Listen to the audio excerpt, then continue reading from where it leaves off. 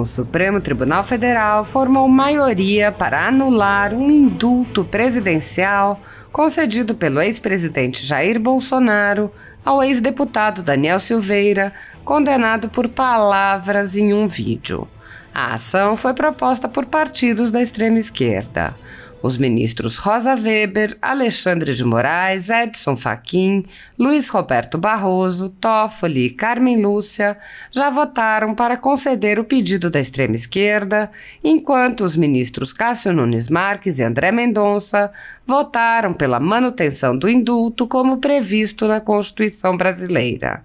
Durante o julgamento, o ministro André Mendonça mencionou a péssima repercussão do julgamento do ex-deputado e da pena aplicada a ele, o que irritou o ministro Alexandre de Moraes, que conduz inquéritos políticos nos quais promove uma aberta perseguição a conservadores e aos apoiadores do ex-presidente Jair Bolsonaro.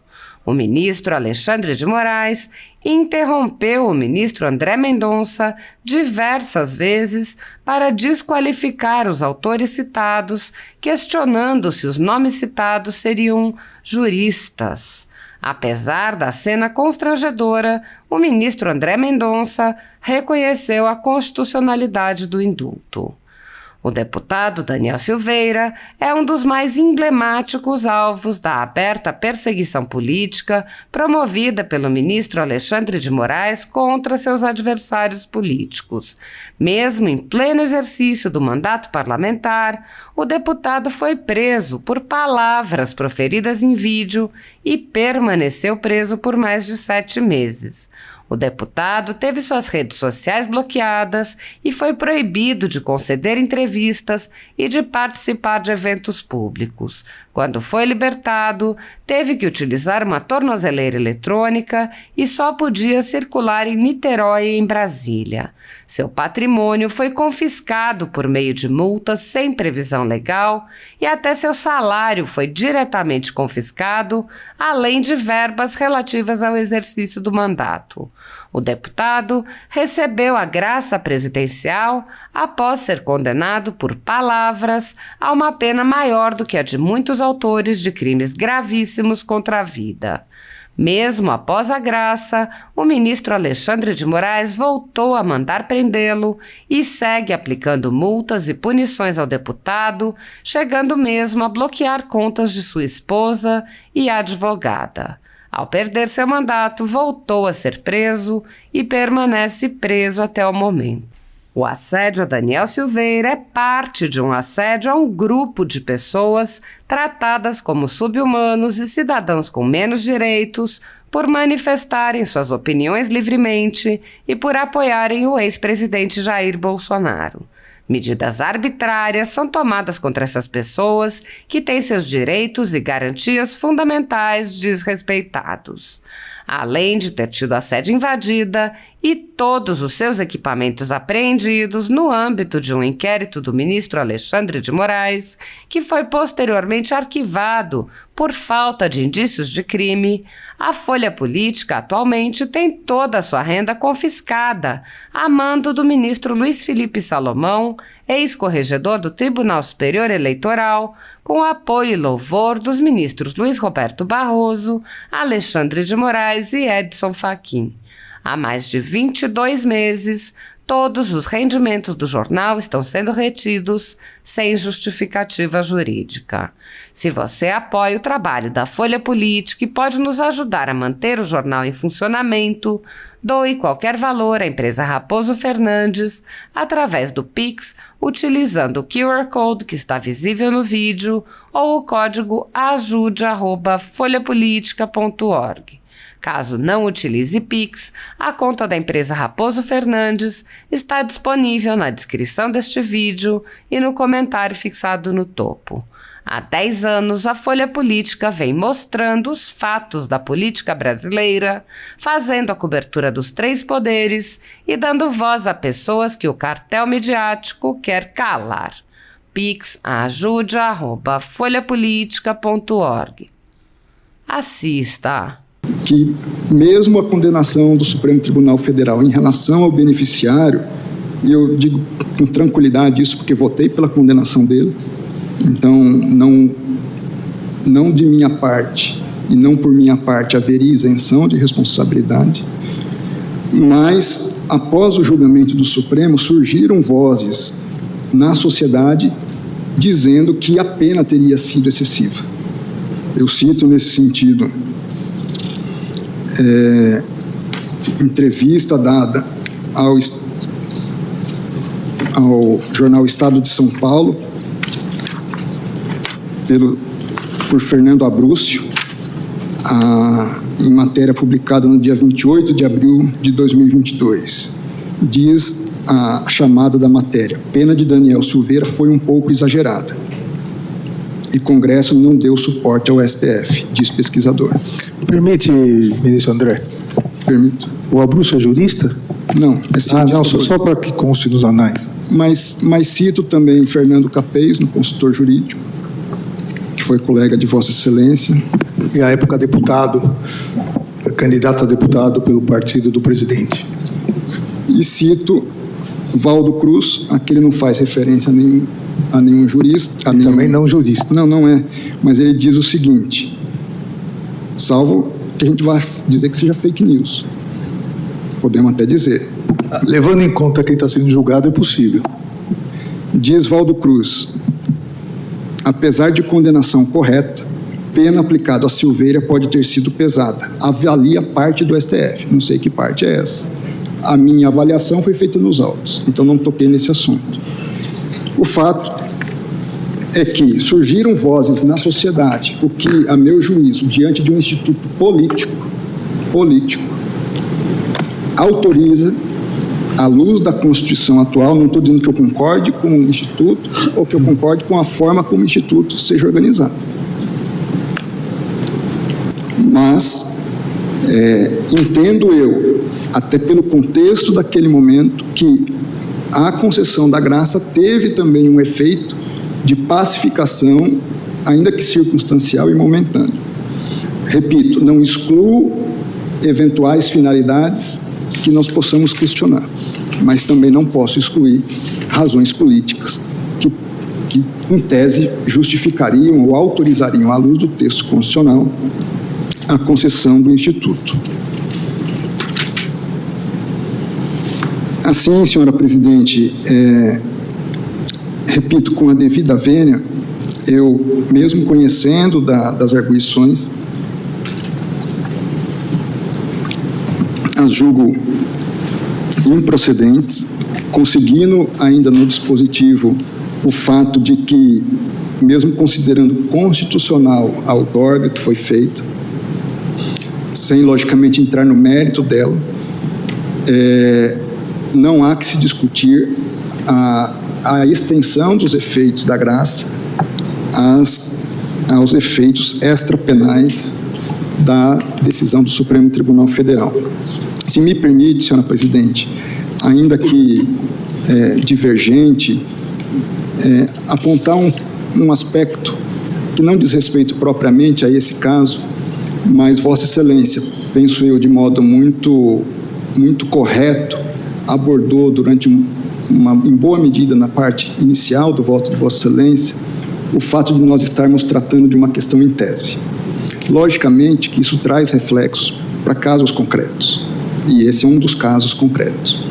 E aqui, me valendo de uma reiterada fala, dentre outros ministros, mas me lembro mais do próprio ministro Luiz Roberto Barroso, da necessidade de, nesses casos, nós estabelecermos uma tese ao final. Porque penso eu que aquilo que for definido pelo Supremo Tribunal Federal, no caso em julgamento, ele não pode ter um efeito específico em relação a uma circunstância, mas dar parâmetros de interpretação constitucional do próprio Supremo Tribunal Federal em gênero e em tese. É apenas essa última observação que eu gostaria de fazer, agradecendo a paciência e a atenção de todos os ministros durante a aprovação do meu voto. Muito obrigado. Agradeço ao ministro André Mendonça e só quero fazer um registro. Eu tenho o maior respeito pelas compreensões contrárias à minha, mas eu gosto que as minhas posições fiquem muito definidas, E por isso, talvez, ontem eu tenha ousado cansar tanto Vossas Excelências falando a tarde toda na fundamentação do meu voto. Justamente porque busquei dar um panorama geral do Instituto, da clemência, do perdão, né? Não só em termos históricos, mas na atualidade, à luz das constituições dos diferentes países e dos diferentes regramentos. E procurei mostrar na evolução dos nossos textos constitucionais justamente essas mudanças, essas nuances que se vê, inclusive em termos nos aspectos terminológicos e conceituais. E, num determinado momento do voto, eu disse com toda clareza que, a meu juízo, esse é um leading case, porque nós não apreciamos o instituto do indulto individual ou da graça individual na ADI 5874. E talvez lá, e hoje eu reconheço, eu não tenha tido cuidado de ser tão minuciosa, porque o meu voto era meramente era meramente vogal, e por isso lá a minha fundamentação foi toda na linha para ousar divergir do relator da ADI 5874, que era o meu querido ministro Luiz Roberto, e lá que entendia que poderíamos enfrentar, em se tratando de indulto coletivo, os próprios requisitos que levariam ao juiz da execução penal a fazer o enquadramento de condenados. Por isso é que eu não tive, de fato, o cuidado de fazer um voto abrangente, como, por exemplo, o nosso sempre decano Celso de Mello fazia, que muitas vezes o ponto discutido era um, e ele, né, com toda aquela inteligência, aquela cultura, abrangia todos os aspectos. Eu não fiz isso lá. Eu fiquei nessa discussão, limites materiais impostos pelo texto constitucional. Só por isso eu tenho maior respeito. Me perdoe também, ministra, mas meu voto. Acho que até em adesão ao que Vossa Excelência colocou. Eu me fundamentei, eu li aquele julgando e muitos dos aspectos do meu próprio voto consideraram aquilo que Vossa Excelência considerou naquele momento. E Vossa Excelência está absolutamente correta nessa colocação. A leitura que eu faço é que, a partir de uma necessidade de maior adensamento, Vossa Excelência não que mudou, mas avançou na análise da questão. E fiz questão de ontem referir que, para mim, indulto ou graça é ato político, ato revestido de discricionariedade, não há dúvida alguma. A nossa divergência é o que eu entendo que ele é sindicável, sim, até pelo próprio texto constitucional, pelo artigo 5º, 43 da Constituição, quando ele exclui expressamente ao dizer quais os atos que não podem, que a lei considerará crimes inafiançáveis e insuscetíveis de graça, é o único ponto da nossa Constituição atual que usa o vocábulo graça. Ela não o faz no artigo 84(12), onde ela se refere apenas a indulto e à comutação das penas. Mas, de qualquer maneira, como lá o que nós estávamos discutindo eram os limites materiais, eu, de fato, naquele voto, eu não enfrentei o que o ministro Alexandre fez, expressamente, o ministro Celso de Mello lá também fez. A hipótese, para efeito de ressalva, do desvio de finalidade. E, aliás, outros eminentes colegas também fizeram, e ontem eu tive cuidado, inclusive a ministra Carmen Lúcia, todos fizeram essa ressalva. O meu voto, de fato, não continha. Neste voto aqui, eu apreciei e entendo sindicável, sim, e entendo possível que seja nulificado por desvio de finalidade. Mas é o meu voto, né? Naturalmente, o plenário é soberano para decidir como entender da forma mais correta e seguramente o fará. Eu passo a palavra ao ministro Nunes Marques para efeito de voto.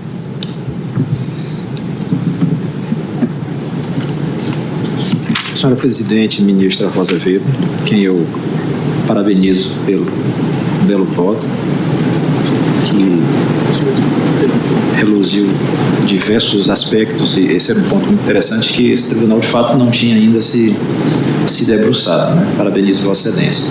Quero cumprimentar também o ministro Carmen Lúcia, todos os ministros da Corte, aos Procurador-Geral da República, aos plantão-diários, os advogados presentes, os servidores. Senhora Presidente, eu fiz um resumo para a juntada do voto completo, não levarei muito tempo. Em relação à nulidade da petição da DPF 964, inicialmente, na linha do quanto consignado na judiciosa manifestação apresentada pela Procuradoria-Geral da República, verifica-se que a única advogada subscritora da petição inicial da DPF 964-DF, proposta pelo partido Rede de Sustentabilidade, exerce atualmente o cargo em comissão AP03, ajudante parlamentar pleno no Senado Federal, sendo, portanto, servidora pública federal vinculada ao Poder Legislativo da União. Portanto, como na DPF 964-DF se impugna a validade de ato editado pelo Presidente da República, chefe de Estado, a advogada não poderia subscrever a petição inicial, pois se encontra impedida de exercer a advocacia contra a mesma pessoa jurídica que a remunera, a União, consoante determina o artigo 30, inciso 1 da Lei 8.906 de 94, Estatuto da Ordem dos Advogados do Brasil. Diante do impedimento do exercício da advocacia expressamente previsto em lei, há que se reconhecer a nulidade dos atos praticados pela advogada do partido político requerente, desde a inicial, inclusive a TU do artigo 4º, parágrafo único, da Lei 8.906 de 94. Voto, portanto, em sede preliminar no sentido de indeferir a petição inicial da DPF 964-DF. Em caso de superação, avanço ao mérito da constitucionalidade e eficácia do decreto de concessão de indultos. Na sessão plenária de 20 de abril de 2022, o Supremo, por maioria, em julgamento no qual fiquei vencido, apreciou o mérito da ação penal 1044. Eu trago a redação da parte dispositiva, mas já foi lido, inclusive, por Vossa Excelência. Eu não vou repetir. Prossigo. Entretanto, em 21 de abril de 2022, Sua Excelência, o Presidente da República, concedeu indulto ao condenado de forma incondicionada e independente do trânsito em julgado do acordo condenatório. Decreto de 21 de abril de 2022, artigos 1º e 2º. A concessão de indulto individual é ato privativo e discricionário do chefe do Executivo Federal.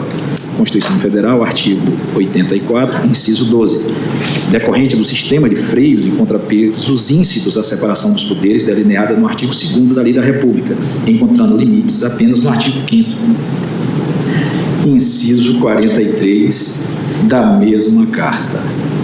Nessa perspectiva, por tratar-se de ato privativo típico, ato político do governo do Presidente da República, calcado em juízo amplo de conveniência e oportunidade, sujeito apenas aos limites traçados expressamente na própria Constituição Federal, a jurisprudência desta Corte já reconheceu a impossibilidade de interferência em seu mérito por parte de um dos demais poderes. No julgamento do RHC 155.208, do RHC 167.854, da relatoria da ministra Rosa Weber, o colegiado firmou orientação no sentido de que não se admite interpretação ampliar as hipóteses do benefício não previstas no decreto presidencial. Confira-se. Descabe ao ensejo de concretizar regras de indulto, conceber interpretação que resulte na exigência de requisitos não previstos no decreto presidencial, sob pena de ofensa ao princípio da separação dos poderes e da legalidade estrita. A jurisprudência desta Suprema Corte é na direção de que compete ao Presidente da República definir a concessão ou não do indulto, bem como seus requisitos e a extensão desse verdadeiro ato de clemência constitucional, a partir de critérios de conveniência e oportunidade. ADI 5874, redator para o acordo, ministro Alexandre Moraes. Ainda, a discricionariedade que espelha as razões de conveniência e oportunidade do Presidente da República para fins de concessão de indulto, segundo compreensão majoritária desta Suprema Corte, não pode ser revista pelo Poder Judiciário. Por consequência, as hipóteses de extinção de punibilidade decorrentes da manifestação de clemência não são passíveis de elastecimento pelo Estado juiz. Ação Penal 863, em sede agravo regimental, relator o ministro Edson Fachin, primeira turma, publicado no Diário de 4 de setembro de 2019. Prossigo.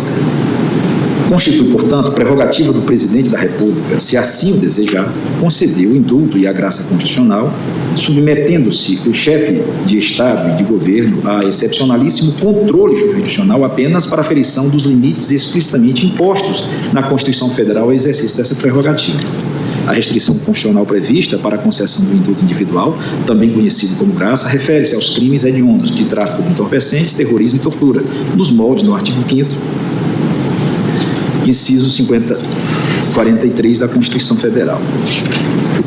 Artigo 5º. Todos são iguais perante a lei sem distinção de qualquer natureza, garantindo-se aos brasileiros e aos estrangeiros residentes no país a inviolabilidade do direito à vida, à liberdade, à igualdade, à segurança, à propriedade, dos seguintes termos. A lei considerará crimes inafiançáveis, insuscetíveis de graça ou anistia a prática da tortura, o tráfico ilícito de entorpecentes e drogas afins, o terrorismo e os definidos como crime hediondos, por eles respondendo os mandantes, os executores e os que, podendo evitá-lo, se omitirem.